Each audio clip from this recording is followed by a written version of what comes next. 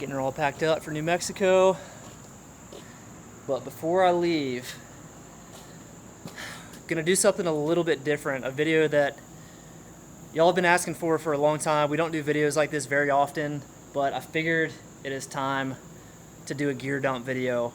I'm gonna go through essentially all our gear that we use specifically to bow hunting whitetails. Y'all have been asking for this for a long time. We should have done this a long time ago, but you know what? Better late than never. So let's go ahead and get into it. I got most of my stuff laid out right here. Lee and I both pretty much use the same setups for almost everything. A little bit, a few differences here and there, but for the most part, it's pretty much the same. I do want to say before getting into this video, for one, we will put timestamps for each of the product categories down below. If you're interested in one specific category, you can go ahead and scroll through the video to get to that. Also, some of these products are sponsors of ours, but a lot of them aren't. So we always try to be as genuine and as truthful with you guys as possible. We don't partner with brands unless we absolutely believe in them and believe in their products. So there are some that we are sponsored by. There are some that we're not. They're getting some free advertising today. But just wanted to be as transparent as possible before getting into this. But let's go ahead and show you guys what we're using. All right, so first off, we'll start off with the bows. This is the setup that I've been shooting this year. This is a Hoyt RX7. I've kind of been jumping back and forth between the aluminum bows and the carbon bows over the last couple years. I shot the Venom Pro last year. This is actually the Venom Pro 33. This is the bow that T-Bone set up for me right before the season started. We're actually giving this bow away at the end of the season. We will put details on how to enter that giveaway in the description of this video. But the new carbon bows for 2022 are absolutely sick. They completely redesigned the riser on these. It's a lot more streamlined than the past versions have been. It's a lot lighter, and I just feel like it shoots and holds a lot better than the old ones. The old ones were great too, but this one is just on a different level. Starting from the top, accessory-wise, I have a HHA RYZ sight, and this is this is a new sight for this year. It's got a vertical pin, but this one actually has the second pin midway up the post. What I really like about these HHAs is the slider wheel is super fast and easy to adjust. The tape is color coded, so like you can see what yardage you're on really quickly. And it's got two pins, one for the main pin, and then obviously the second is for the bottom pin. Shows you your yardage. Let's see, going down to the rest. That is just Ultra Rest, the Hoyt version, Ultra Rest. I think it's the Ultra Rest MX. Stabilizer wise, I'm running a 10-inch back bar and then the 8-inch on the front. And for me, I've just kind of experimented with a bunch of different lengths and weights. And for me, this just seems to be what balances the bow out the best, without having something super long in the front where it's snagging on limbs and things like that when you're hiking in or just carrying it through thick brush. The Venom Pro 33, I haven't shot it a ton. This is actually an 80-pound bow.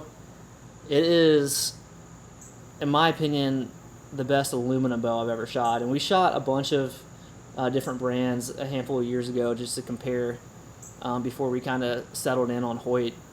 The Venom, I think, is $600 cheaper. I may be getting that wrong, but it's somewhere around the $600 cheaper range. And it's really not that much heavier, and it shoots really, really nice. It's probably a little bit more dead in the hand than the carbon bows. All right. Getting into the arrow setup, I know this is probably one of the most talked about things in hunting. We don't have a sponsorship with anything arrows. Broadheads, arrows, nothing. We've just kind of been shooting what we like. This year we went with a Black Eagle Rampage. Black Eagle's actually, the company's right down the road from me, and I think they make really good arrows. But mostly what I like about it is I like the grains per inch weight. And this setup gets me right around, I think it was 480 with 125 grain head. And to me, for what I'm doing, that's kind of just like the sweet spot. It's not too heavy, it's not too light. I can still punch through the front shoulder with a fixed blade head. But I still have enough speed if I'm shooting longer distance in these western hunts. I went with so Black Eagle has like an outsert system. It's not an insert outsert system like this one. This is an iron will setup. Day 6 has the same setup. Ethics is another one. But essentially what this is a metal hit insert on the inside and then a metal sleeve around the outside, and it sandwiches the carbon shaft in between. And I just think this is by far the strongest setup. We've had issues with arrows breaking at the tip right here. It was mostly with back when we shot Rage. I think Rage in the other, I guess, mechanical broadheads put a lot of pressure on the shaft if it hits or deflects in one direction. But I think this is the most solid setup you can get for an insert outsert system. Broadheads. I know we've been talking about the broadheads that we've been designing for a while now. We are still working on them. These things just take a lot of time, a lot more time than we anticipated. We're still in the process of getting prototypes made. We have 2 designs pretty much dialed in, but we're just kind of working out the kinks with the prototyping and kind of getting the manufacturing figured out. Once we actually get a prototype that we're going to roll with and manufacture, then I think we'll kind of loop you guys back in on what we're working on. But for now, for this season, it just looks like we're probably going to be testing some of those prototypes and just getting the design perfect before we start putting them out to you guys. Let's see, where should I go next? There's a couple things here that y'all have been asking about for a really long time, and we've honestly been holding out on them. One of those is the mock scrape sense, which I got right here, but I want to wait till a little bit later to get into that.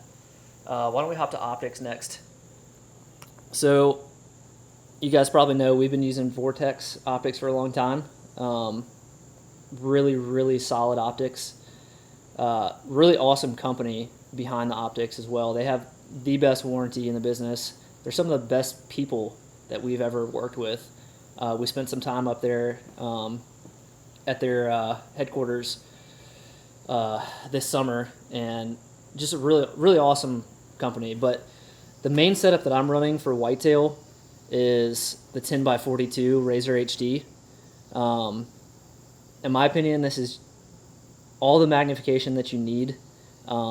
It's really enough for, obviously enough for the thick woods that we hunt here back in Georgia and Atlanta. But I've been running this out west too. I took this on my mule deer hunt. I'm about to take it elk hunting. And it just, I don't know, the 10x42 I feel like gives you a really wide field of view and enough magnification to spot stuff from a long way away. I do bring an 18x56 for some of the western stuff, like my mule deer hunt. I brought these. I'm going to bring these elk hunting as well. Generally, I'm going to run these on a tripod, though. I mean, when you're trying to look at something a really long way away, like any shake in the binocular makes it really tough to make things out. So I'm almost running these like a spotting scope. Spotter. This is a spotter that I've been running. It is I always forget what the power is. I think it's a 27 to 60. 27 to 60 by 85. And it's a Vortex, it's a Razor HD. Actually, it's a Razor UHD, ultra high definition. This is pretty much the best spotting scope they make. A good spotter is extremely important on those western hunts. I said we were talking about whitetail, but Lee's in Kansas right now. He's running a spotting scope. Hunting ag out in North Dakota and Tennessee, we use spotters all the time too. So we're getting into some more like glassing heavy hunting setups where we're using this thing a lot. And honestly, one of the main reasons we use a spotting scope is to film some of these deer in these fields. This is actually a new product that just came out this year.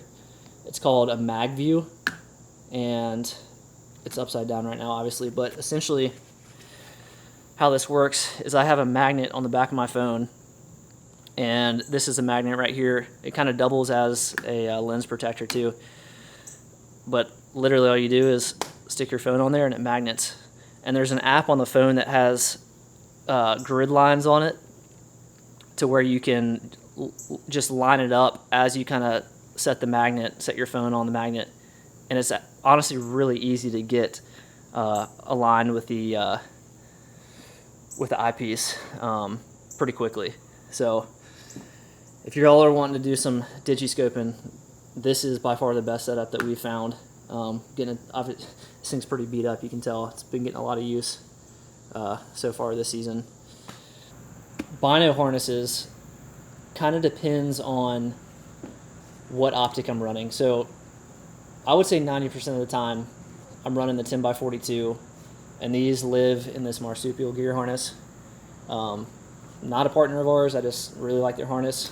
It fits really tight to my chest and it's comfortable, and it's magnetized for the binos and for the rangefinder, making it really easy to get out quietly. This is a Razor HD 4000, I believe. Yeah, Razor HD 4000 rangefinder that lives in this bino harness as well. Here is the Vortex UHD harness. I keep my 12 buys in this one, and this is probably what I'm going to run on my elk hunt. This little thing right here, I don't even know what it's called on the Vortex website, but this is what attaches to the tripod. That's a Summit Carbon tripod, and then it mounts your binoculars right there. So if I want a glass on a tripod with the binoculars, that's what this little piece is for. Super handy. That pretty much covers it for the optics. This next one is a pretty big one. Something that we have been kind of, not talking a whole lot about for a long time. Really wanted to try out a bunch of different cameras before we kind of, endorsed one. I don't even think that's the right word, but chose one that we think is the best. And in my opinion, it's not even a competition. This is the Tacticam Reveal. I think it's the 2.0. It's the new version for this year. And we tried so many different cell cams. I think the only ones that we didn't really try are like the Reconyx and some of the other extremely expensive ones, because it's just not realistic to pay $500-600 for a cell cam and have enough of them to be really effective. We're running somewhere around, 50 cell cams between all of us. I can't do the math that quick in my head. 25,000, I guess, for a $500 camera. It just gets extremely expensive. But these Tacticams have been really reliable. I've heard of some people having issues with them, but total honesty, we have not had really any issues with these Tacticams, and we have 50 of them. Battery life is really good. The setup is really easy. You just scan a code, like a barcode, and it just pulls it up on the app, and it's really easy to set up. The app, in my opinion, is by far the best app. It's the most just user-friendly app of any cell cam out there. They're just reliable. They're probably not going to give you the best image quality of anything out there. Like a Reconyx is definitely going to be better image quality, but I really don't care. All I want to do is be able to identify the buck that's in front of it. I'm not trying to win any, photography awards with these cameras. I just want something that has long battery life, that's reliable, to where I don't have to go back in the field and swap it out or fix it, or just always constantly worrying about something going wrong. I've actually had a Tacticam in Ohio since February, and the batteries are still running strong. I've not been back up there. I've not touched it, and it's still running strong. So, yeah, the Reveal, really solid camera. I forgot skip part of the archery part. This is a release I've been shooting for the most part. This is a Carter Wise Choice thumb button. I think it's a Wise Choice 2. I actually have a UltraView hinge. I didn't bring it out, but I'll use the UltraView hinge sometimes to kind of just for like training purposes to make sure I'm not punching the trigger and just making sure I'm holding on target. I have a tendency of kind of freezing under the target sometimes, so just having that hinge where I can't punch the trigger and I just have to continue to aim through and pull through the shot. It's been helpful for me. Also just got the UltraView thumb button that I'm trying out. I like it so far. I just have to shoot it more to get used to it. So I'm going to keep with the Carter Wise Choice 2 for now until I have some more time to shoot the UltraView. All right, the next thing is something that I'm sure you guys have heard us talk about a bunch over the last year. Is Spartan Forge, which is the mapping and prediction app that we use. I kind of want to just hit this head on. We get a ton of questions about Spartan Forge, and the main question that we get is, why is it better, or how is it better than the other mapping apps out there like OnX, HuntStand, whatever else, and like the other prediction apps like DeerCast. So I'll just answer that question off the bat, and then I'll kind of get into what this app does exactly. In my opinion, it's better for a couple reasons. The main reason being the imagery that it has. Bill Thompson, who founded Spartan Forge, he used to work for the military, worked for a couple three-letter agencies that I can't really talk about. He literally tracked down terrorists by gathering intelligence that field agents gathered, compiling it, built an AI algorithm to basically compute and predict where those terrorists were going to be. He did the same thing with Spartan Forge for deer. And part of that, a big piece of that, is the mapping feature. Through Bill's, military contacts, he was able to get some imagery that nobody else has. I don't think anyone else can get it. I'm pretty sure Bill has an exclusive deal with his company. But we call the mapping UAV imagery, and I believe we have like 40% coverage of the U.S. with this imagery. It's honestly insane. It's not satellite imagery. It's literally airplane imagery, photographs taken from an airplane. So you can literally measure the spread of a buck standing in a field with this imagery. It's that good. And for us hunting urban areas, it's perfect because the urban areas is where a lot of the coverage of UAV imagery is. With UAV, you can actually go back to like 5, 6, sometimes 7 years of historical imagery. So you can see how a piece of property has changed over the years. Maybe it was clear cut. You can kind of see that from years ago. You can see specifics like logging roads, trails, just things that you can't really see on satellite imagery.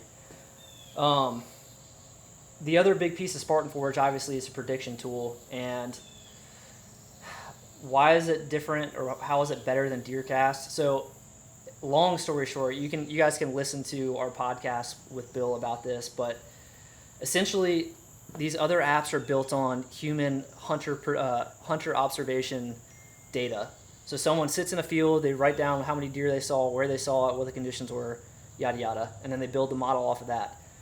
What Bill has done is he's taken hundreds and hundreds of deer that have GPS collars on them 24/7 for years, and he takes locations from those every, I don't know how many minutes, every 30 minutes, every hour or something like that, and has put that into a model taking into account wind conditions, moon, what time of year, temperature, all these different variables, and he's built an AI machine learning program that can basically predict where the deer are going to be based on certain conditions. So the main reason that is hugely different between those two is that when a hunter's in a field, they're hunting a certain spot, they're only seeing what's happening in front of them.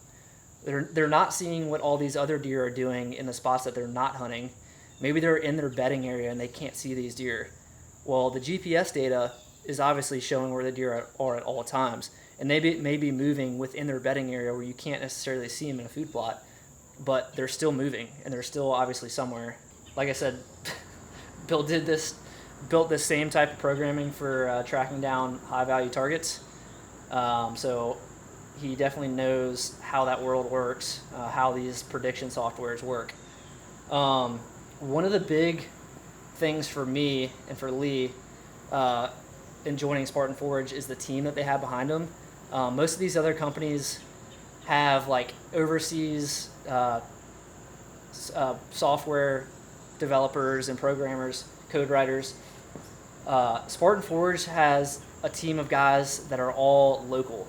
And so anytime there's like a new feature that one of the pro staff comes up with, they will literally go sit down for a few days and write the code for that, and it can be integrated directly into the app. There's so many, I don't know what all I can talk about, so I'm not going to talk too much about it, but there are some crazy features coming out soon with Spartan Forge. We have a 20% discount code if you guys want to use it. We'll link that down below as well. Let's see, what else? Couple other miscellaneous things. Lots of mosquitoes here in Georgia. Thermacell, permethrin, obviously a must. Getting into our stand setup. You guys know we've been using tree saddles a lot more in the last few years. This is a tethered setup, tethered phantom saddle right there. And then we have the tethered one sticks. This is what we use for more of the run and gun stuff, especially like out-of-state hunts. If we're packing the setup into the woods, those are extremely lightweight. And then this is one of the Skeletor sticks. That's what we use these more kind of as like more of a permanent setup, I guess. They're a little bit more solid, a little quieter than the one stick, but they're definitely heavier. But you'll notice that both of the sticks have this rope system. You don't have a ratchet strap, which is actually really cool, and it's honestly a little bit scary thinking or relying on this little rope to hold you in the tree hold you from falling and hurting yourself. But I've heard this rope can like lift a truck up, and it's extremely, whatever this material is extremely strong. I don't know if it might be Dyneema or something like that. But you wrap it around the tree, and then you almost do like a boat cleat. You just wrap it around this right here and get it in each one of those notches, and it is rock solid. I've never had one slip or anything. It's the platform we use right there. We'll run with the XL setup, the XL platform occasionally as well if we need to move around it a little bit more. All right. Next one is a stand that you guys probably have not seen before. This stand just came out. The company's called Vertical, and essentially what it is, it's got a cast aluminum platform just like the Lone Wolf, Novix, some of the most popular stands, but it has a saddle mesh seat, kind of like a Millennium, so it's extremely comfortable. It's got a huge platform, and it is rock solid. You'll also notice that it's got a couple ports. It's got a port on each corner, and that's for a bunch of accessories that are coming out pretty soon. I think they have a gun rest. They have like a camera arm. They have a ladder that comes off the bottom of it. A bunch of different accessories that are coming. This is not meant to be a portable run and gun setup. It's actually pretty hefty. And obviously these sticks are pretty big as well. It's not something that you want to be carrying a long way into the woods, but it's extremely solid, and it's made to just be left in the tree in some of your more permanent setups for years. And this setup pairs really well with the tethered saddle setup, because this is our run and gun setup. We generally don't leave those in the tree long at all. Sometimes we take it out right after a hunt. So we're going to be using the verticals for more of that like permanent setup. Some of the trees that we hunt year in, year out here in Georgia, Tennessee, some of these other states that we've kind of gotten more established in. But y'all check them out. Brand new. Literally just launched like this week, and they are pretty sweet. So let's see what else. All right, bow targets. This is a Morel High Roller, and this is actually the really small one because I'm currently packing up to go to New Mexico on my elk hunt, and I'm bringing this with me to have in camp just to shoot my bow a little bit, make sure it made the long journey out there. What's special about these Morel targets is the foam, and it is extremely soft. It's almost like Tempur-Pedic or something, but what's nice about that is the arrow. It's really easy to pull the arrow out, and it's almost like a really soft catch for the arrow too. So it's the small target, the arrow like doesn't even come close to going all the way through it. And like I said, just really easy to pull out, and it lasts a long time too. I mean, I've shot the bigger one I have in my backyard. I've shot thousands of times, and it's still in perfect condition. So, let's see. We get asked about the feed that we use all the time. This is a company called Grip Feed out of Alabama. This is a roasted corn, soybean, and peanut mix. And there's a bunch of feed companies that sell this mix, but I can pretty much guarantee you that no company is as cheap as this company is right here. I don't know what they're selling it for per bag right now, but I think it's barely more expensive than just straight corn. Really awesome guys behind the company as well. It's a faith-based company. We've gotten to be pretty close with them. Got a couple pallets of it back here. That's the triple grip is the attractant. That's the corn and soybean and peanut mix. And then this one right here is their protein blend. I've been running their protein blend in my feeders. You have to keep it dry, but the deer have been crushing it. I'm actually about to go feed a spot that they ate 300 pounds in about a week and a half. So they like it. Couple saws. Got this one this year. It's called Wicked Tree Saws or something. It's pretty neat. Got to have a pole saw when you're hanging stands. It just folds up really small and is still just as long as like any of the other, like the Fiskars is what I used to run. Little silky handsaw, pocket boy. Just cutting limbs when you're actually in the tree, or just kind of if you want to make a ground blind on the ground. I carry that turkey hunting with me. Let's see. I got the jet sled for recovering deer. So Taylor Chamberlain actually told me about this. If y'all don't know Taylor, he's the guy that hunts in Washington, D.C., urban. And this is awesome for recovering deer if you're by yourself, or if you have someone else, but particularly if you're by yourself. I put this little PVC pipe on here, and essentially you just put it against your body like that, and you can it makes it really easy to pull without having to like hold on to the rope. And then I leave the deer in here when I put it into my truck, and it just contains like all the blood and guts and all that kind of stuff.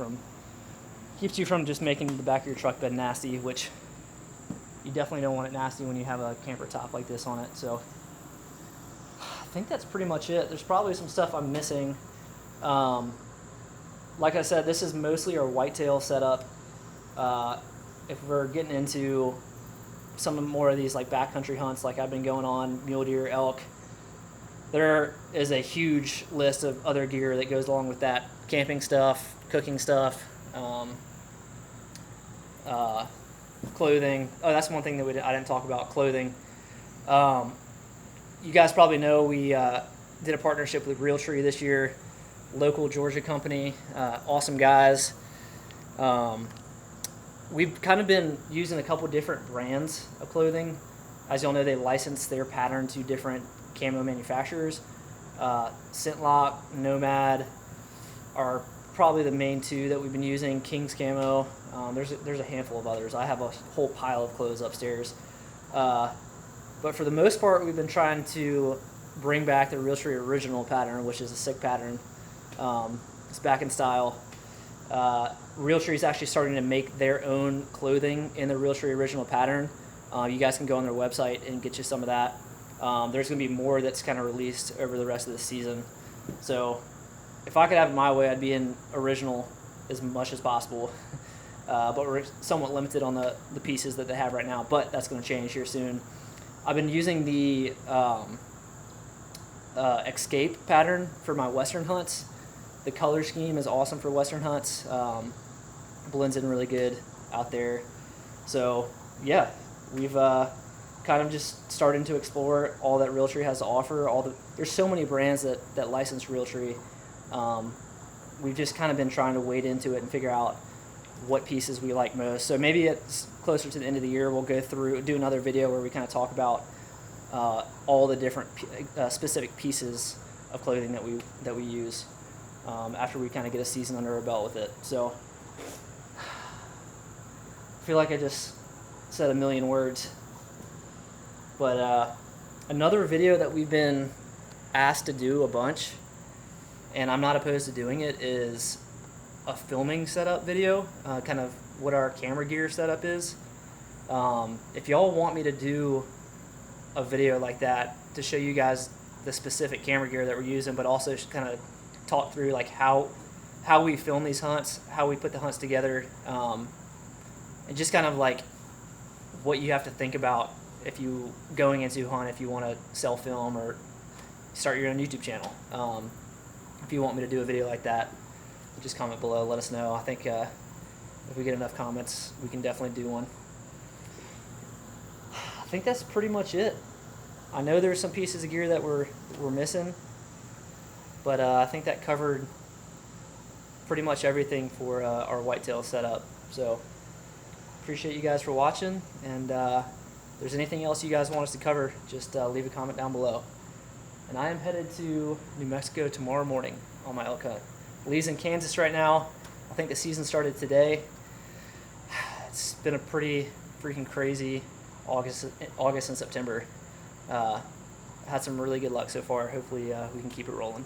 Appreciate you guys.